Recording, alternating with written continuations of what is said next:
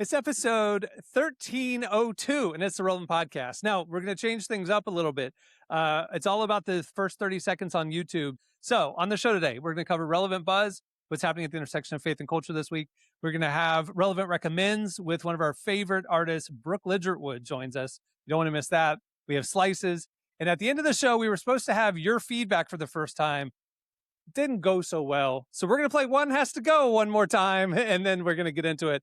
So joining me today from Loverland, Virginia is Jesse Carey. Hello, hello. From Nashville, our managing editor, downtown, Emily Brown. Hey, y'all. And from L.A., from Social Club Misfits, it's Marty. Hey, y'all. Oh, my gosh. Derek's unavailable to be here today because the group chat was up too late listening to the new Drake album. Second string in the building, baby. What was your guys' take? What was your guys' take on the new Drake album? Serious? Okay, well, I don't want to offend any of our listeners who would say, "How could a good Christian listen to Drake?" Because we have gotten those comments. I would say hip hop needed this. Yeah. I would say hip hop has been in a bad place for a couple years. Rolling Loud last week was the low point. It was horrible. If you watched any of the stream, and music has been boring. And this is not boring. Uninspired, the music has been uninspired. Yeah, right. So he superseded expectations. He did a Lemonade level, hour-long cinematic masterpiece. Mm-hmm. I watched it 3 times last night. So, that got me. And then 3 albums. Yeah. So, now there's theories that Marty has that there were 3 albums left in his Universal deal. And so he said, one fell swoop, I'm out. So this is how he got out of his Universal deal. He released 3 albums at once. Brilliant. No, I think it's fantastic. It exceeded my expectations. Doesn't he say in the opening track about feuding with the labels? Isn't that? Oh yeah. He's like, there's a whole song about free. Getting He's like, I just want to be free from Universal, literally. Yeah. So brilliant. Anyway, what is he going to do after his Universal deal's over? Just go independent? He can do anything he wants. Own his music and do whatever he wants. Well, I should know if there was a different label he was joining, or what his plan was. This is a guy that's going to make more money than anybody else in music moving forward. It's like Taylor Swift when she did it, right? Like she started her own label. Yeah. She's the manufacturer. She owns it all. She's a billionaire. I don't want to be that guy, but I'm just going to throw it out there. Do it. You think there's one, I'm not trying to take big corporate defense here. This is just a hypothetical kind of devil's advocate. Don't you think there's one guy at Universal who drafted the contract and he's like, you're not going to believe it. We got Drake for 10 albums and we got 3 more. This is the best. I'm so good at my job. I work so hard for this to set up my company, my employees, my family. It's ironclad. He's got 3 more albums. We are set, guys. He'll Don't never worry. drop 3. That's crazy. Yeah. And then they all 3 drop at once. Don't you? Love it. I get that he wants to own his stuff, but what about that one guy that's like, you know what? Christmas bonuses every year for the next 3 years. He didn't leave Universal. He burned Universal to the ground on the way out the door. Yeah, dude, this is hey. Again, I'm not taking the side of it, but and good for Drake. I guess he gets to own his own music. That lawyer is a little upset. He's like, I just never. That's the first thing. Who would have called it? They're just looking at him in the office. He's like, who would have known? I don't. What's crazy is how he announced it. There was no rumors about this triple album thing, and then this hour-long movie. The final scene of the hour-long movie is he walks into an empty room. There's a table. He puts a backpack on the table. He unzips a backpack, and he has a portable hard drive, and he puts it on the table. And there's text on the screen for the first time in an hour, and it says, "I made this." So this is the new album. So remember, this is start at 9:45 Eastern. Everything releases at midnight, right? Yeah. So this is about 10:45 Eastern. This is playing, and it says, "I made this," and then the words go, "So I could make." And he pulls out hard drive number 2, this, and the album name comes up, and then it goes, and this, and he puts a third one on the table, and he goes, 3 albums dropping at midnight, and everybody loses it. It was great. Yeah, we all got crazy. I was watching the Aiden Ross stream, and people were going absolutely bonkers. They're like, dude, what? That's what I'm saying. music hasn't been exciting in a minute, so it's y'all are gonna hate me, but everything you just described is stuff Taylor Swift has done. She's done done go again, Cameron. Here we go again. Same day album drops. She's done the surprise double album. Listen, Lemonade. We've had the hour-long cinematic thing with Beyonce. I get it. He didn't break any ground here. What he did was hip hop had dropped off the map. Yeah. And he in one Everything fell you're swoop describing in hip brought hop it back. has He already pulled a happened in Frank pop. Ocean. That's what really. I'm saying. He pulled a Frank Ocean. If you want to get technical, like the idea of I'm going to give you an album plus I'll drop another one. I need to get out.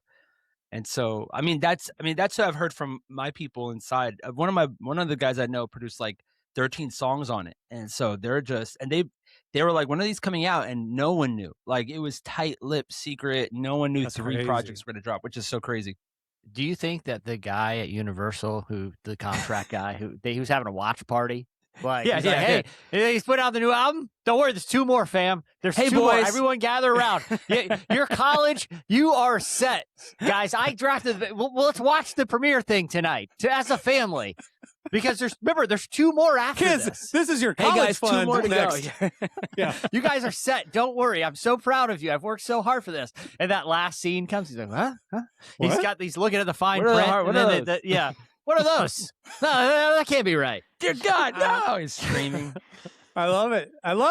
This is what I'm saying. Like we're talking about hip hop for the first time in 2 years, man. I mean, like this is what I'm saying. Music. Hey, in country, you got the same old. Then you have Ella Langley. Great. So there's some good stuff happening in country. Pop is kind of tired now that all her minions are just spinning out the same old. Yeah. Olivia Rodriguez is not what she was. That's an incredible take that I don't know if I agree with, but sure. What's happening that's interesting in pop right now? I think Bieber's collaboration with McGee was pretty cool. Like, Yeah, but that was But that also was like 6 months ago. a year ago, Yeah, right? Like the yeah. album was Right. I mean, it's like that. that's what I'm saying. What's happening right now? I'm not saying that Yeah, you're what right. Taylor did was a bad era. I'm saying right now music is boring. So Yeah. like the fact that we're talking about music and we didn't plan to. We're all excited does that about happen? it. Yeah, we all dude. wanted to hear it. Me and Cameron and everybody, we were up late at night, like talking about it, excited about it.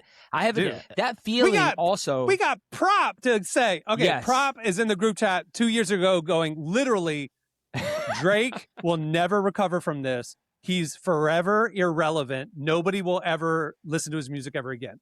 And we're all like, okay, this is incredible. Derek's like, okay, hip hop's back. Da, da. And then Prop begrudgingly was like, fine, I'll listen. And then he's like, begrudgingly, he's like, okay, this is pretty good. You know what I mean? Like he's not a fan, but like, he can't admit it. But the part that made me laugh so hard last night, Cameron, was that, Drake drops the video. It's like a video. Everyone's like, oh, let's see it. We got to watch it. Episode 4. So finally, propaganda is like, all right, I'm going to watch it. Fine. I'll check it out. As soon as he checks it out, they take it offline. So it's like, as soon as he got like the strength to muster, psyched himself up, immediately gone. Perfect thing that happened to Prop. Like someone who doesn't want to hear it, doesn't care. He's like, I can't watch it. How are y'all watching it? We're like, we're watching it. What are you talking about? He's like, I it had to says get him like a private. backup It's like stream. they took it down. Yeah, seriously, you had to watch a backup stream. But Cameron, to your point, music had gotten so bad, we all had to try to convince ourselves that Geese was good. Like that was like, it's like a parody of an indie rock band. It's like, this is cool. Everyone's saying this is good. So I guess this is what music is Didn't it now. turn out that Geese, they had man. like fake fans or something like Yeah. that? What was that Yeah, whole yeah, thing? remember? Yeah. Yeah. I They didn't. paid people to be at the concerts or something. Yeah. Right? No. The label like way. paid people to be Yeah. and like Yeah. to hype them up online and And everything. they ended up giving yeah. get them a tour because they got on a bigger artist tour because it Mhm. looked like, right? Because they Were they on paid for- SNL? Yeah. Yeah. They were No, on set. Why are wait, why it's a are psyop, they? right? I thought Somber was. Geese was? Geese was. Yeah. Yeah, Okay. it was. They were saying They it were was like both a psyop. on there, yeah. Oh, I know Yeah. Somber was. I mean, like I thought like, okay, Somber's interesting. I actually didn't hate Geese as much as you. I did feel it was derivative. I listened to Geese and I was like, this is so Gen Z thinking they invented shoegazing indie pop. Yeah, I was yeah. like, this is literally just the music we were listening to when Garden State came out. You know what I Yeah, mean? Like this is like yeah. no different. Also, So I Asia did just- it so much better than them. Like, I don't know if you know, like the Asian market does shoegaze so incredibly. Like the Asian girls, almost like if you guys seen Kill Bill and there's like this Asian girl band who's like 1, 2, 3, go while she's killing everyone. Like the Asian market is doing great in shoegaze, and then you have Geese coming with like, Yeah. You So ever I didn't watch- realize they were so label made. That's interesting. Oh yeah. yeah. You ever watch a movie about like stand-up comedy and the movie falls apart when the stand-up comedy is not very good? Like that Will Arnett movie. It's like, Oh, yeah, it's a yeah, movie. And it's like, the problem is the stand-up isn't any good, right? Geese is like an indie rock in a band in a movie that's supposed to be huge. And you're like, oh, it's all based around this band getting big. And it's like, oh, but they're not very good. It felt like a Mhm. band that was in a movie. You know what I mean? That's a great. And the problem is, it wasn't that good. That was the problem with Geese. What's interesting is Cohen, who loves he just last year he discovered 1998 to 2004 indie music and was super into it for a while. And so when Geese came out, I was like, hey, what do you think? And he's like, it's terrible. I hate it. Yeah, it's awful. I was like, agree. Out the mouth of babes. I know. I was like, seriously, okay. He's like, All is this that band from that movie with Matt Damon when he's a rocker? Because that's what it kind of giving me vibes of. Yeah. Or even like Funny People or whatever. It's like, this is going to be great. But the stand-up comedy is not like, it doesn't work because like the stand-up isn't good, right? It is the same thing. It's like, wasn't that they have all the Seinfeld? pieces. That was Adam Sandler, that movie. No, I was saying, isn't that Funny People. like on Seinfeld? Wasn't like the stand-up comedy like not? Yeah, that's why they stopped doing it after It was one good season. back then. No, I think people like it was new for people. That's Whenever I think, watch it with my dad, he always skips the stand-up comedy part, like because he wants to show me an episode. He's like, "This is useless." It was a pilot bit of what each episode would be. You see the things that happened in his life that led to him coming up with this stand-up bit. That's what they thought people the show miss would that, be. Cameron, and after people one miss that. season, they were like, "This is terrible.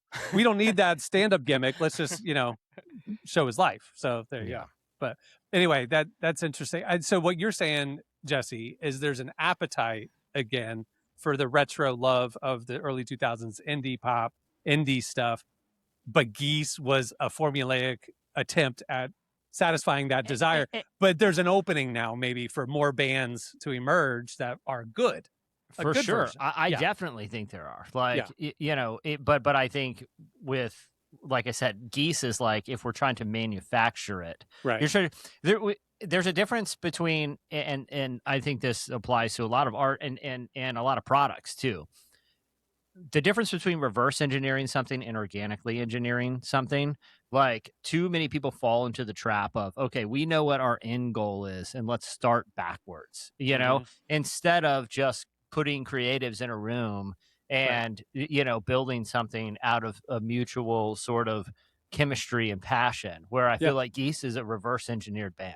I mean, this is interesting because last night Derek literally was talking about major labels today don't care about developing artists. They just care about mining data. And so what you're talking about is their data told them we need to have an indie band. Yeah. So let's make one and so we get the market share probably. Yeah. Right. I mean, I feel like that even happens in the Christian market, they're anytime anything's successful. And I think about that all the time. The only marker for us in like America of what is good and bad is what is successful, right? It's almost like if it makes money, great. That's like Mr. Beast right now is on the cover of Time, and he's successful because of how much money he's made. So I always feel like anytime there's a market gap and they find some piece of data, they're gonna find the band that is gonna bring it out. And I do think that I feel like the whole shoegaze thing started in Asia again and then came back over here. It's almost like they're like, I almost feel like boy bands are going to come back because they're like K-pop. And it's like, we need to have our version. We need to have our market share of what we could, every piece, even though we don't like the music's not inspired. We just need the band because we know how to get them in the right room with the right people. And, and it's all just it's like a little experiment. Taylor Swift has a song about this. But there's an interesting thing about the boy band thing is in the last 2 years, there have been 3 separate reality TV show competitions. Simon Cowell did one. Netflix did one where the guy who died was one of the judges. Liam Payne. And there was another one. And they were to make a new boy band and stuff. And it was, the shows were actually fantastic. It was actually really cool behind the scenes to see the process and all this kind of stuff. But then those groups haven't done anything. So it's like the data, the major labels were like, boy bands could reemerge. Let's be in front of it. And then Cat's Eye, the girl band version. Girl bands too. The girl band is killing it right now, which is funny. Well, but even though the music sounds AI. Well, they're performing on everything. So my kid hates Cat's Eye because they are literally cosplaying a true K-pop band. Yes. But they actually are superseding like the karaoke-ness of that. They really are writing good music right now. Yeah, and they're very kind of growing into for sure. Yeah, but it's good. I actually dig it for real. I have a theory on this. Is that data is leading us into artistically, and because I think beyond even music, I think if you turn on like a streamer and you're like, I don't know what it is, but this movie just kind of sucks. Like there's something about it. Yeah. You know what I mean? And I think because data is informing, like, well, you have to have some sort of exposition re-explaining the plot every 10 minutes because they're probably looking at their phone and they probably forgot, or you got to have a big set piece. The data is telling us this is what people want, and it's this reverse engineer. Like, we're in sort of like the slop era right now, where I think it will self-correct at some point. But I was listening to like a media theorist the other day talking about, like, the problem with this, part of it's AI, part of it is data's gotten so good. This idea of that we can create the perfect product because we know so much.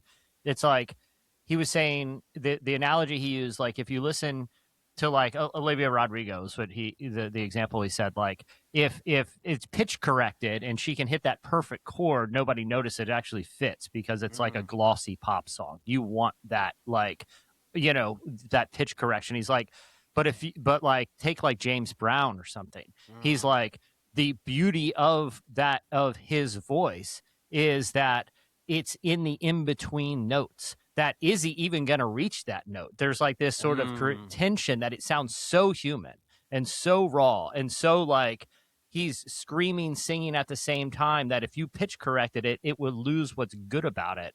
It's like right now we're in an era we're losing what's good about stuff because data is telling us just make the perfect thing every time. You know? And I feel like that extends even point. to like movies and TV shows, because I think, like, again, y'all are probably not having these conversations, but a lot of my friends, we grew up loving like the 2000s rom-coms, and people always talk about like, oh, I love those rom-coms again. And there have been a couple rom-coms recently. They just don't hit the same, but it's because I can tell they're trying to emulate the 2000s feel of it, but they're taking out so much of the, like you said, the humanness and the meaning behind it. And they're just trying to plug and play, like, oh, we need to have this trope and they need to say this line. And it's like, that's not why I love those movies. Like they made me feel something. These don't make me feel anything. And the same with music as well. Like that tension that you're talking about, I feel something when I listen to this, not just, oh, this checks the box on a good song. And to wrap this up, this is happening with social media as well. We follow all the leaders and especially every week when Adam, the CEO of Instagram, does kind of talks about what's going on. He's saying the future is going to be imperfect. He's like in the early days of social media, amateurs posted stuff, and so creatives would try to elevate and perfect and do something that was at a higher level. Now AI tools, everybody can create that high level, and so it all just is homogenous. And he's like, the things that stand out now are not perfect lighting and perfect cameras, but famous people just sticking a phone in their face, and it's raw and it's human. And he's like, it's the opposite. And it's like, we don't want perfect anymore. We want authentic. Yeah. And I think that's happening all over culture. So even to say, go listen to the new Drake album when the clean version comes out in a couple days. Yeah. So actually, the clean version is out right now. I just saw it. I listened. I heard it this morning in the clean filter. I grew up buying Walmart CDs, so I don't do explicit rap. So that's why I watched it. That's why I watched the YouTube version last night. But the clean version's available. Cameron, one time I did a Q&A on stage, and someone's like, how do you, because I sometimes I will on stage, I'm talking about these mainstream artists, and they're like, some person was like, how do you listen to like rap like that? And I remember responding to her, I was like, I don't know, I just do it. And she's like, well, that's not the question I'm asking. I'm asking, like, how do you, and I was like, oh, I have no idea. Like, I never thought theologically, like I wasn't able, or I had to separate things. But it's just funny because, in the car now as a parent, I am listening to the edited version of Drake with my son getting coffee this morning. Yeah. So like, I only listen to edited versions. And so one year, Jesse and you and I were at Lollapalooza, and Kendrick was playing the main stage, and big Kendrick fan in that era, especially. I think it was Good Kid, Mad City had come out. It was such a crazy concert. Like, a kid got crowd surfed from the back all the way up to the stage who was in a wheelchair. They crowd surfed a wheelchair all the way to the front. It was a wild. Anyway, it was the first time I had heard any of Kendrick's music not censored. Oh, yeah. It changed the lyrics and stuff, right? I had no idea that that's what the hook was. Like, I didn't even know. Like, everybody's chanting it. I'm like, I've never heard this in my life. Don't kill my vibe. Because for real, like, literally, I'm just like, oh, what a great song. Don't kill my vibe. Don't bring me down. Yeah. Anyway, so little Cameron grew up that year. All right, moving the show along. Stay tuned. Up next, it's Relevant Buzz. Today's episode is brought to you in part by Tyler Staton's After a Man, a new book that's been quietly reshaping how I think about prayer.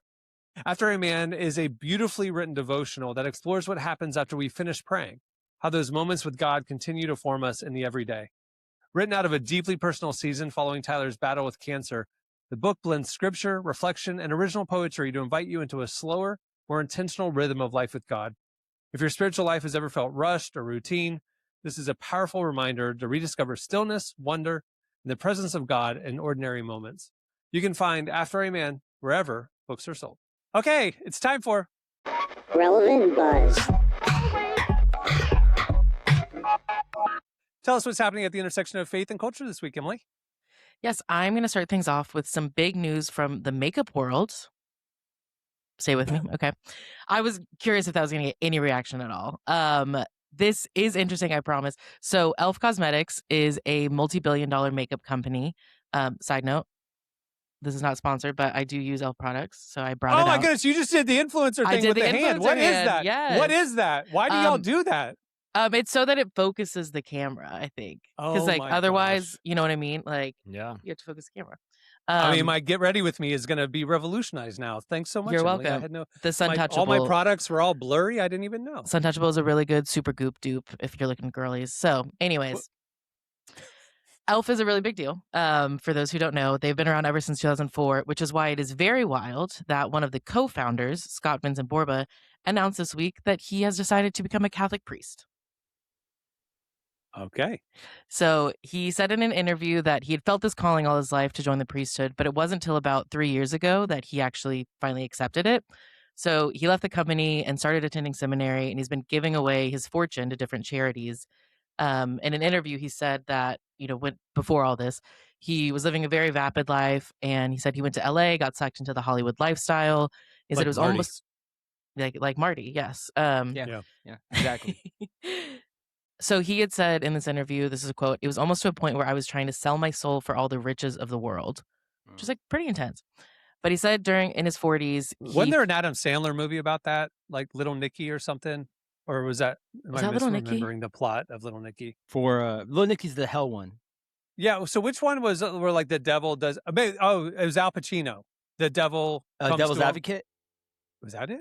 with Keanu Reeves. I feel like in the 90s there were some I love movies that you about got making a Adam deal. Sandler and Al Pacino. Listen, mixed I think up. if I was the Netflix executive, I'm like, I need to reverse engineer like what made those 90s hits. I know it's got to be some rich guy that ends up having a revelation about how vapid, wealth, and famous. Check. Annie did that in the early 80s.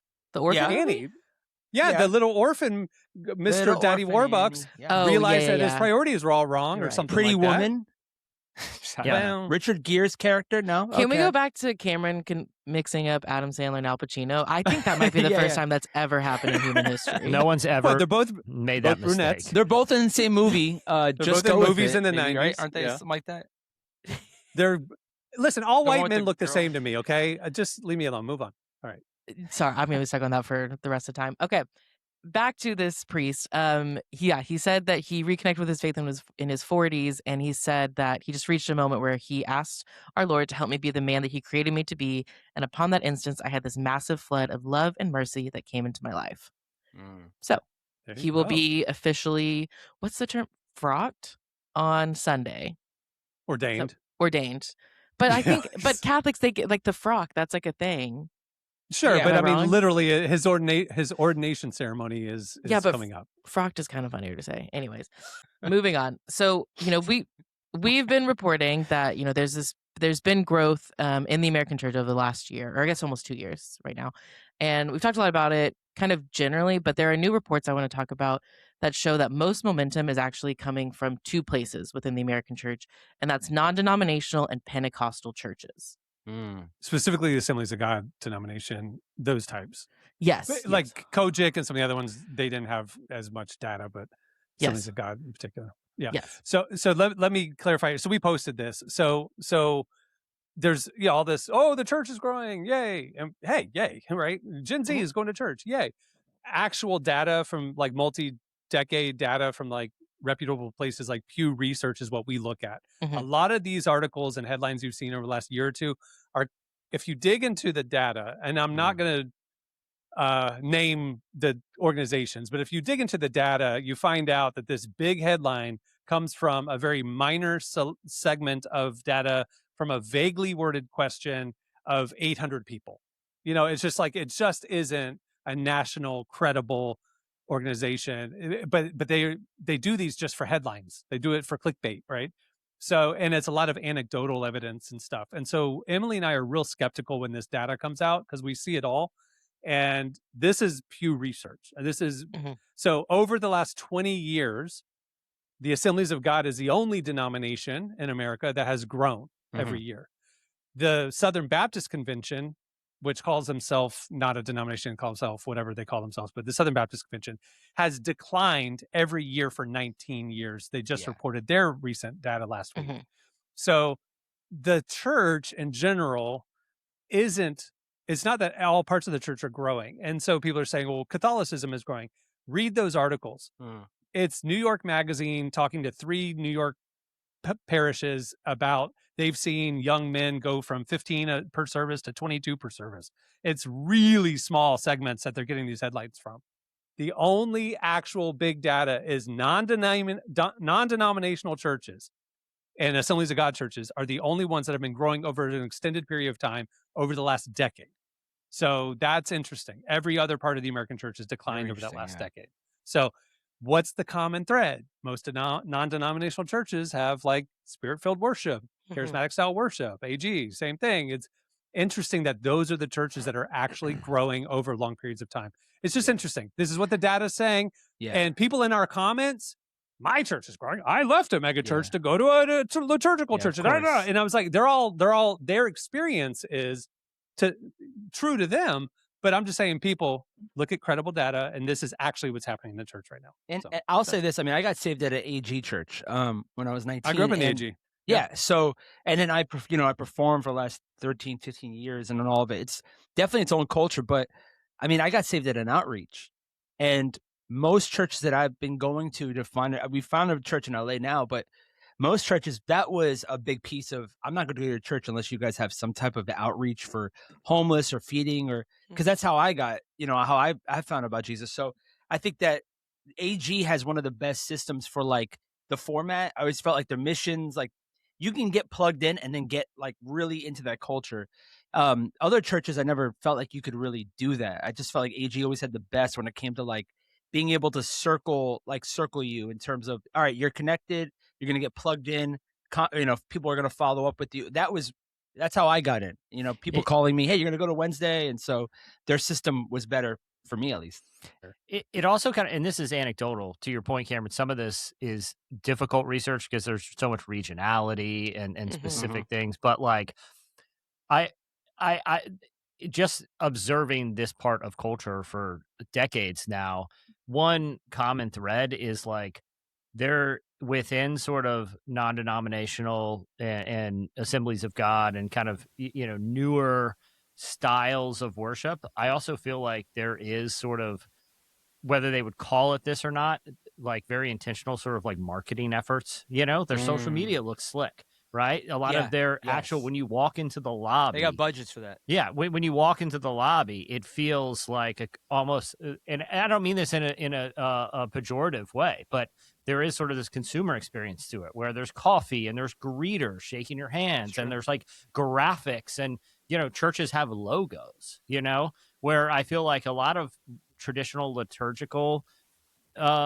churches almost have this mindset of like, we kind of wait out whatever is a trend right now, and there's ups and downs, and they're not sort of putting themselves out there in the same way that some non-denominational and Assemblies of God. And like I said, I don't mean that. I'm saying it's effective. I know it sounds like, no, I agree with you, Jesse. I agree. It's not at all, because this sounds crazy, but my first time going back to church, once I left, I had a whole situation with the pastor who went crazy, and I was like, I'm not going to church. So 3 years after that experience, I remember forgetting how to go to church. I know it sounds stupid, but like I'd walk in the building and be like, what am I supposed to do here? It's very overwhelming. And so I remember CLC, Christian Life Center in Fort Lauderdale. It's pretty much like open and no one's bothering you. I always hated going to a church and the guy's a sign in your face. It's like, we're happy you're here. I'm like, just no, go. Welcome home. Yeah. I'm like, this is there. I'm not gonna even lie. There have been times where me and my wife were walking in and there was a line of people, like a Soul Train line of people holding signs. And I'm like, let's just go home. It was too much for me to mentally handle. I was like, let's go home. But I feel like when I came back to church going on AG, they made it simple for me to get plugged back in. That was easier versus, other churches were like, what do we do here? I don't know, how to get, even Catholic churches and stuff that I've visited, that side of my family. Yeah, where some of the liturgical churches that I've visited in recent years, for various reasons, it's like, you can just tell like their approach to like growing the church is different, where it's generational, right? Like these are the same families that have been a part of this church, and these kids are going to be a part of it. And their growth is like horizontal, not vertical. Where it's not like necessarily. And I'm not saying it's good or bad, right? But you can tell they put more emphasis into that horizontal growth, where like I want these generations to.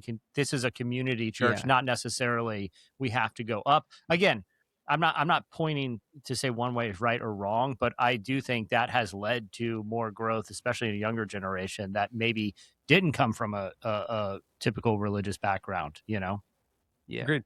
And obviously, non-denom churches that that's the world that we know and we cover, and I grew up in. There's a lot of flaws to the formula, and it has a lot of problems too. There's some criticisms about lack of depth and too much emphasis on aesthetics and experiences and stuff, and valid. Okay, great. But we're pro-church, and the reason why we wanted to bring this up and why we report on stuff like this is we want to be informed about what's actually happening in the church today. And we're going to report on all of it. And when credible data comes out, we're going to report it. And we reported this.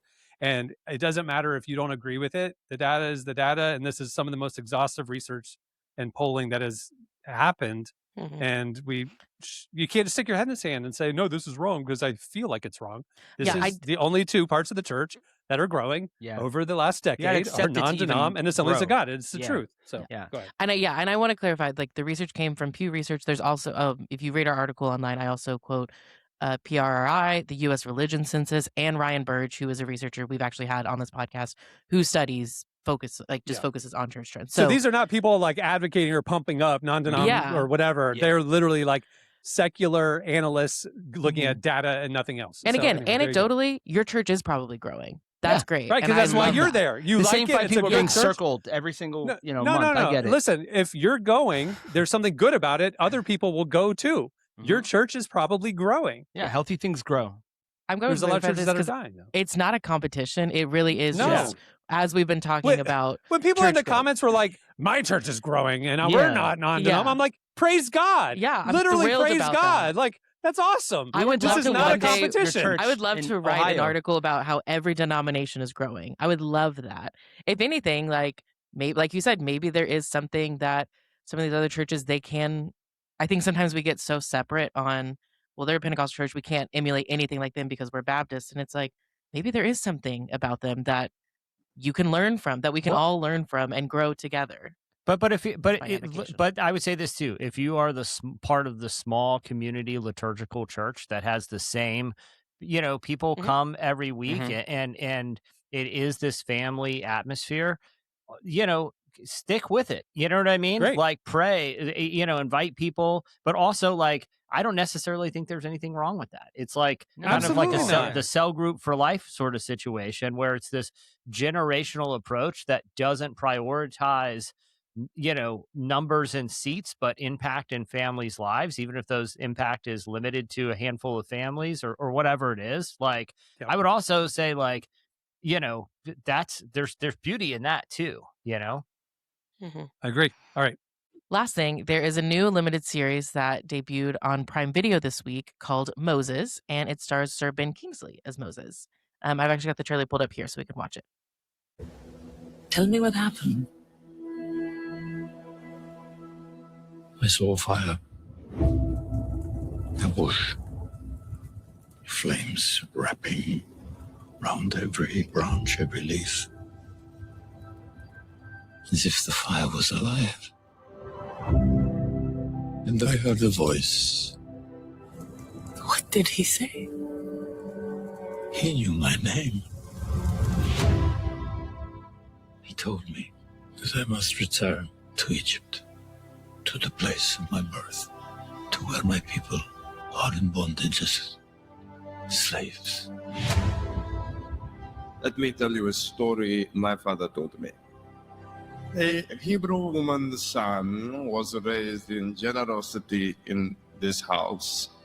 I will name you Moses, for I drew you from the water. This very sword given to him. And he used it to betray us all. I was foolish then. But now I come on behalf of a God who needs no sword. If you resist him, you'll suffer a fate worse than theirs. I will never let your people go.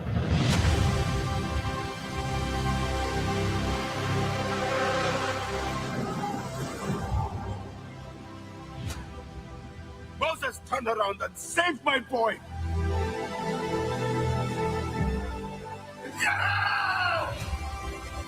Over 1 million people. How will we do this?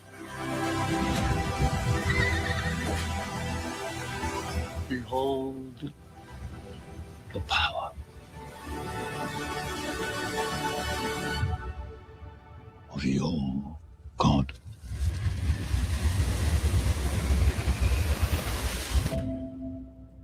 Holy cow! That's I want to great. see it. Is it out? Is it out right now? Can I watch It it? is just, out. it just It just debuted, debuted. this weekend. This past I'm gonna weekend, watch a few it days tonight. It's ago. a Yeah, it 3-episode looks limited good. series. Yeah. I love Ben Kingsley. Oh my I love him. Gosh, that's crazy. Yeah, it was I'm great. excited about that actually. Do you remember where Christian movies were like 5-10 years ago?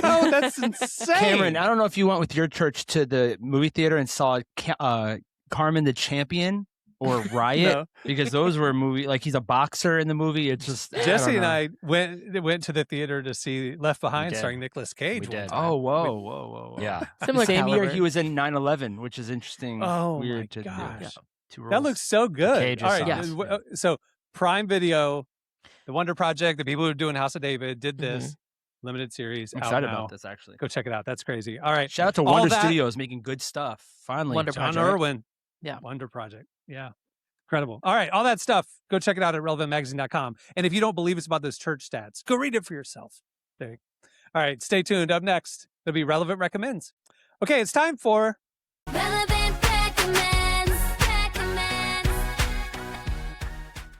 Relevant Recommends. You know, each week we try to highlight a movie, a book, an album coming out that we are excited about, we want to tell you about, and we want to talk to the creator. This week, we're talking to Brooke Ligertwood, who just released her new album, Eat. Tell us about it, Emily. I will say this is not an album I was expecting from her. It's a very different sound and vibe than her previous work.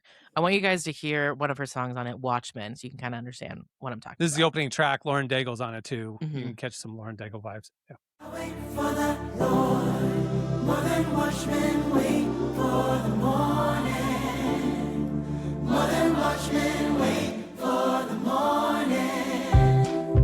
Out of the depths I cry to you, Lord, hear my voice.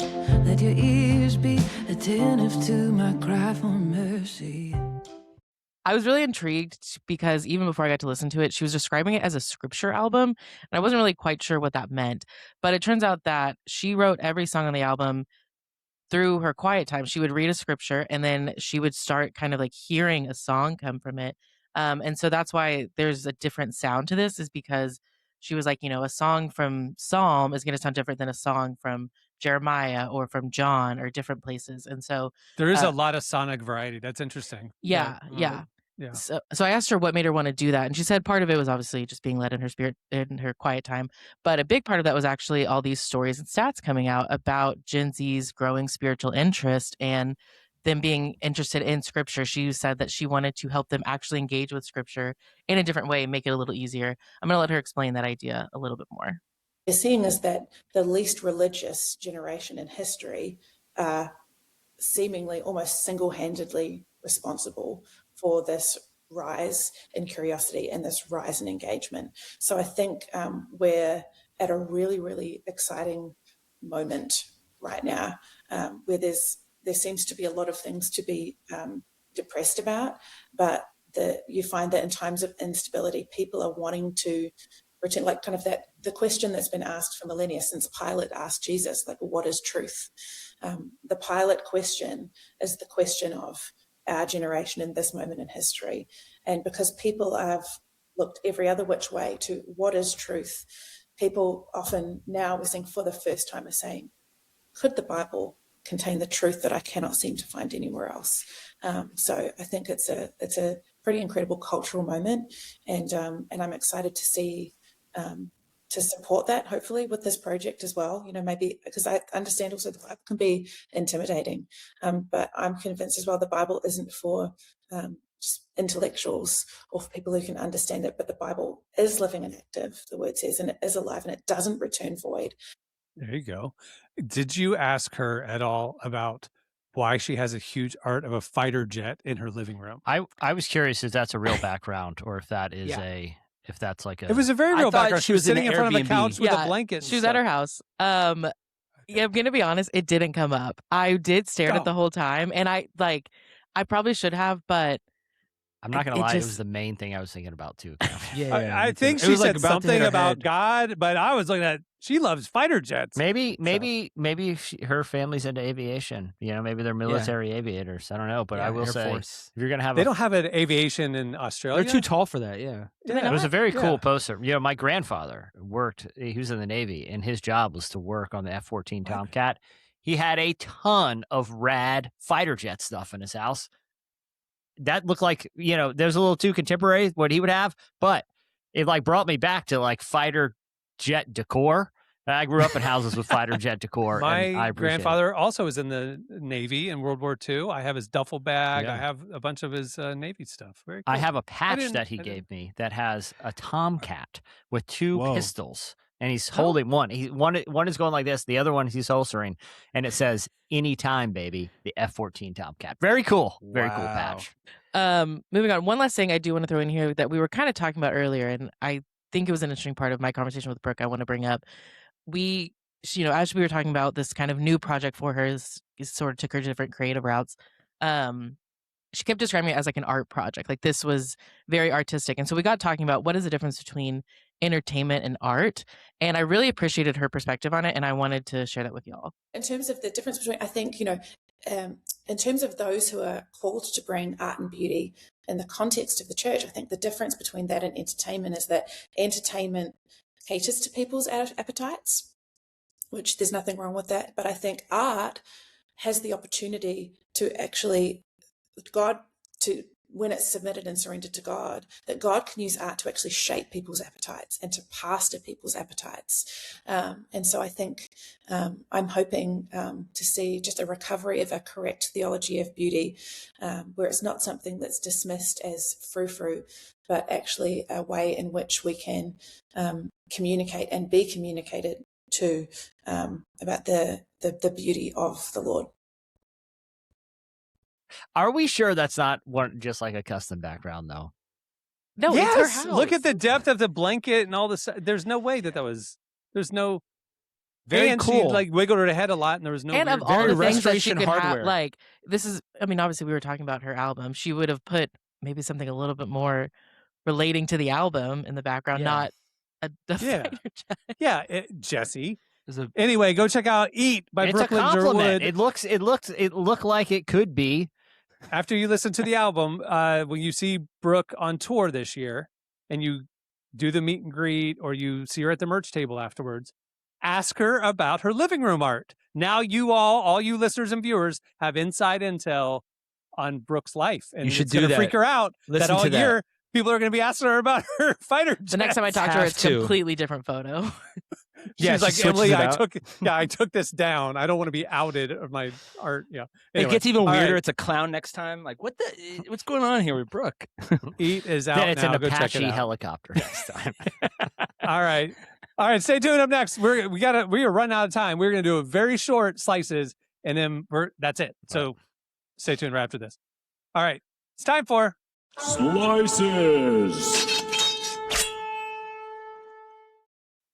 All right, what do you have, Jesse? All right, I'm going to keep this quick. I file this under the category of, are we sure this is a good idea? So I don't like to get in politics. I don't want to talk about conflict or war, but this leads me to something. We're talking about military aviation. This is another military related topic. At a recent press conference, defense secretary or war secretary, whatever his title is, Pete Hegseth was asked about the use of something in the whole Strait of Hormuz drama, right? Where Iran is blocking it, and we got to get that oil through. So what are we going to do? So he was asked, "What about kamikaze dolphins?" Okay, why don't we just on SNL? SNL did this last week. Oh, did they? Who asked him that? They had Mike 2 Lindell's kamikaze company? dolphins come on the show on Weekend Update. Yeah, I'm a few weeks behind, but either way, he could confirm that Iran does not have dolphins that they can deploy in combat, but he would neither confirm nor deny that we have kamikaze dolphins. So this led me down the rabbit hole of aquatic mammals that we are training for military purposes. The dolphins are the least of our concerns, guys. This is true. You're not doing a bit. This is what you're about to bring. Is I think there are whales and stuff on our beluga side. whales, birds too. Yeah. Beluga whales. Right. So they do dolphins for a long time have been trained mainly from like mine detection stuff, like underwater. They can go detect mines. There's no kamikaze dolphins that anyone knows of that, could just blow themselves up. But the reason that Russia and the United States have been training beluga whales so long is they can go so deep. They're very effective as we've weaponized beluga whales. All I'm saying, guys, we've heard about how smart whales are, right? That they can communicate, that dolphins can communicate. Are we sure we want to weaponize them? Like, they can actually plan stuff. I don't know. They plan stuff. They talk to each other. Yeah. Wasn't it like 2 summers ago? Like a bunch of whales were like turning over boats and like. When was that whole submarine thing? Could have been a false flag. Well, one beluga whale swam up to a boat and basically was like, "Hey, take this thing off my head." It had like laser radar stuff, and it was like, "I'm out." Yes, and it checked out. It was like, I'm out, man. Like, I'm out of the military. It defected. He defected from the communists. Yeah, it really did. Broke his tail. It was a Russian whale. Yeah. I remember that. Yeah. So all that to say, I don't think it's a great idea. I don't think we should be doing it. Let's stick to cool fighter jets. I'm nervous enough about brilliant aquatic mammals. Let's not give them weapons. Anyway, what you got, Marty? Okay, well, no. So I got to pivot. So we are out of time, but I want to address the question of the week. So last week we announced we're bringing it back. This final segment, we're going to do a question each week. You're going to give us your responses. We're going to go through them on the show. Last week, we were rusty. And we asked a yes/no question. We asked, is it okay for you to bail on a close friend's wedding or wedding party if it's going to be expensive, like travel or whatever? Oh. Every single person said yes. There was no debate. Every single person. Sure. There was no debate. Yeah. So Mulligan, we're warming up. We're coming back after a long time off, So anyway, this week, the question of the week that we want you to answer, if you follow us on Instagram, this week we posted, which you should. A Thief in the Night was a thing. And for kids in the 70s, 80s, and 90s, it was a trilogy or a quadrilogy of end times apocalyptic movies, The Mark of the Beast, getting your head chopped off with guillotines, crazy stuff. And children at churches were made to watch this. We posted it like, this is Crazyville, right? I have haunted memories of this movie. And we post like 10 clips of it and stuff. Hundreds of comments, thousands of shares. People going, I literally couldn't sleep for 3 weeks. I still to this day, like it really scarred a lot of people. Anyway, so it got us thinking. Here's the question of the week. Editorial question of the week. Hey. What's a movie or show you watched as a kid? Not a Christian per se, but what's a movie or show you watched as a kid that you now realize was completely inappropriate and maybe your parents had no idea? So something that you saw too early and it stuck with you. We want to know what it is. Hit us up in the comments here on YouTube. Hit us up on all of the socials, on our stories. We're going to post this story as well there, and we will read our favorites on next week's show. Do you guys have one real quick? I do. A movie Bad or Girls TV Club show? In 4th grade. Was that the VH1 show? Yeah, where women trying to get their baddie changed. Yeah. That's not highly upstanding women of inappropriate. society, teaching Jesse a very also impressionable watched Emily. that in 4th grade. Oh, Yeah. repeatedly. Big Bad Girls A lot Club. yeah. Oh, I thought you were talking about Thief of the Night. Yeah. No, I was talking about Bad Girls Club. It had a shocking amount of guillotine scenes. I will say. Shocking Yeah, amount. Yeah. Really? Yeah. Yes. My movie, I would say my movie that I watched back and I was like, whoa, it's loaded, it's peppered. Watch The Santa Claus. Watch that movie again. Some of the jokes he makes are so inappropriate, but so good. Tim Allen, great. Same person did the same thing as Was Jim that Carrey. that era that like that and like Shrek, like movies where it's like as an adult and you kind of know more things. Like You there's get stuff. there's that you jokes didn't that's get like as a kid. yeah. Yeah, Is it kind of like I was that? watching. Okay. I was watching The Santa I Claus think- back, and I'm like, whoa, he's making like adult. I think we're talking comic like jokes. way more inappropriate, way more scarring. Maybe Oh, like yeah. like nightmare fuel as a kid, like A Thief in the Night. Anyway, Yeah. take it whichever way you want to go. You want to go horror, you want to go Santa Claus movies, whichever we want to hear from you. Don't Post in the forget comments. Bad Girls Club. I loved the show. Or Here's the Bad Girls thing. Club. All right. On that note, we'll wrap it. I'm Cameron Strang. I'm Jesse Carey. I'm Emily Brown. I'm Marty. We will see you next Tuesday. Have a great week, everyone.